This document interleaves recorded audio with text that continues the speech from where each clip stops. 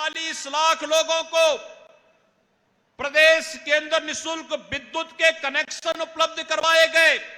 ये विद्युत के कनेक्शन उपलब्ध करवाने का मतलब इतने परिवारों तक बिजली पहुंचाने के लिए विद्युत का इंफ्रास्ट्रक्चर खड़ा किया गया। आज तो स्वयं आपके जनपद में विद्युत का एक सब स्टेशन लगभग 700 करोड़ रुपए की लागत का सब स्टेशन का भी लोकार्पण हो रहा है, जो विद्युत की आपूर्ति को अनवरत बनाए रखने में जनपद बदायूं में योगदान देगा।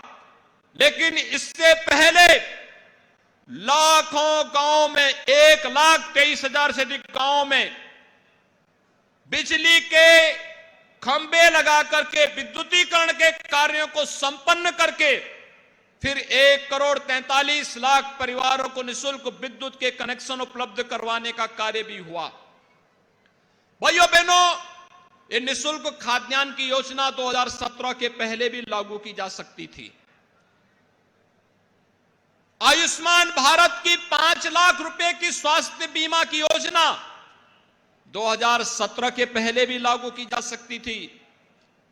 किसानों की बात करने वालों से पूछा जाना चाहिए, 2017 के पहले 7 वर्षों का गन्ना मूल्य का गन्ना किसानों का भुगतान नहीं हो पाया था।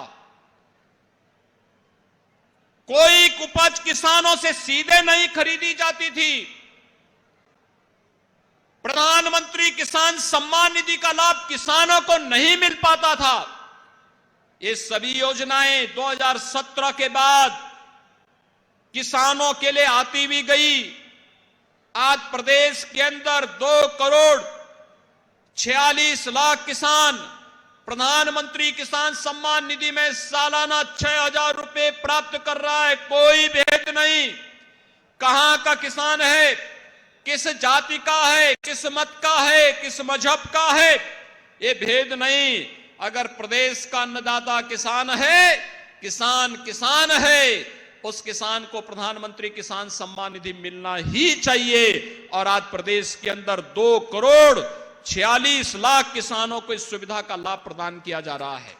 यह काम पहले भी हो सकता था, लेकिन पहले पिछली सरकारों के लिए उनका स्वयं का खानदान ही प्रदेश था। उनके लिए प्रदेश की 24-25 करोड़ जनता कोई मायने नहीं रखती थी। उनका स्वयं का खानदान पैसा कमा ले, विदेशों में संपत्ति अर्जित कर ले, दुनिया में कोई द्वीप खरीद करके अपने खानदान को सुरक्षित करने के लिए वे वहां पर निवेश कर लें, लेकिन प्रदेश सुरक्षित रहे, उनके एजेंडे का हिस्सा ही नहीं था। पेशेवर अपराधी और माफियाओं को गले से लगा करके प्रदेश के अंदर कानून व्यवस्था की बदहाल स्थिति के लिए वे लोग जिम्मेदार हुआ करते थे। उनके अंदर विकास का न कोई एजेंडा था, न गांव के लिए, न गरीब के लिए, न किसान के लिए, न नौजवान के लिए, न महिलाओं के लिए। केवल वे लोग अपना और अपने परिवार के बारे में सोचते थे। लेकिन भाइयों बहनों, प्रधानमंत्री मोदी जी के लिए देश की 130 करोड़ की जनता ही अपना परिवार है, और हम लोगों को प्रदेश के 25 करोड़ की आबादी ही हमारा परिवार है। और इस 25 करोड़ की आबादी की सेवा करके, शासन की योजनाओं को उन तक पहुंचा करके आज प्रदेश सरकार उस दिशा में प्रयास कर रही है, कार्य कर रही है। आज उसी का परिणाम है। आपने देखा होगा, अयोध्या हमारी पहचान है। जिस अयोध्या में लोग जाने से घबराते थे, कुछ लोग तो कहते थे कि राम हुए कि नहीं हुए, कृष्ण हुए कि नहीं हुए, इसमें भी संदेह करते थे, प्रश्न खड़ा करते थे। अयोध्या में जब हम राम मंदिर की बात करते थे, प्रश्न खड़ा करते थे। और आपने देखा होगा, जब दीपावली का उत्सव प्रदेश सरकार अयोध्या में करती है तो पूरी दुनिया अयोध्या पर एक बार फिर से अयोध्या की दीपावली को देख करके हर घर में दीप प्रज्वलित होते हुए दिखाई देते हैं। अपने पर्व और त्योहारों की कैसे हम एक इवेंट के रूप में प्रस्तुत करें, अयोध्या की दीपावली ने देश को और दुनिया को उसकी ओर आकर्षित किया है। और आज आपसे यही कहने के लिए हम लोग आए हैं कि भाइयों बहनों, पिछली सरकारें केवल और केवल भ्रष्टाचार में लिप्त थी। प्रदेश की जनता के सामने पहचान का संकट खड़ा कर रही थी। न उनके पास गांव का एजेंडा था, न किसानों के लिए कोई एजेंडा था, न युवाओं के लिए था, न महिलाओं के लिए था। उनका स्वयं का एजेंडा था।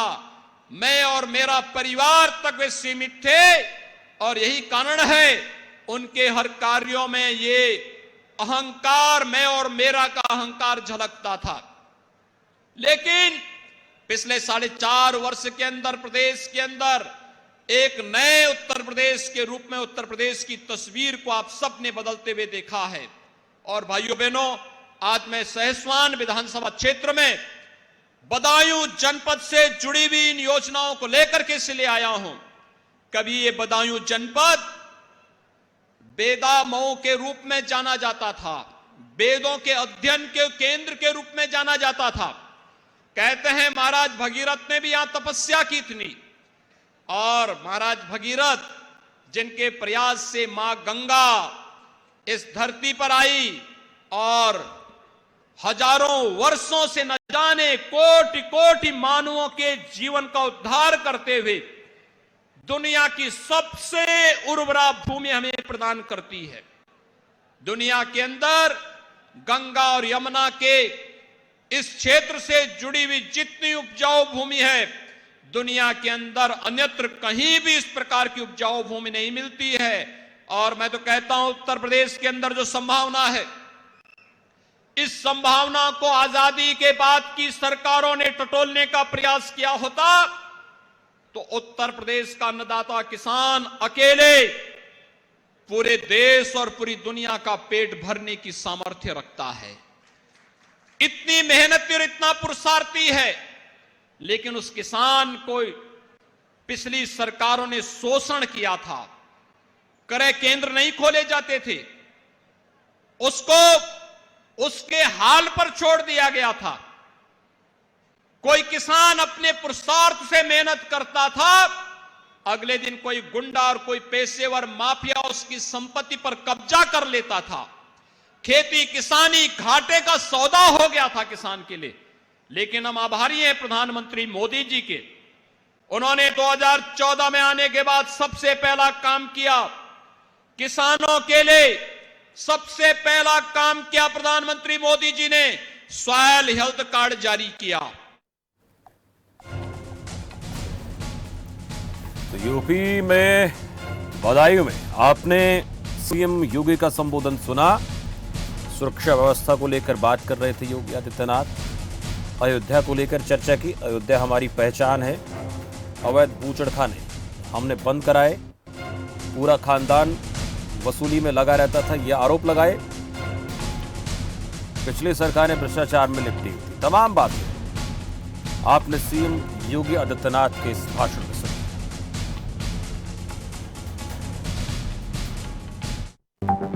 आप देख रहे हैं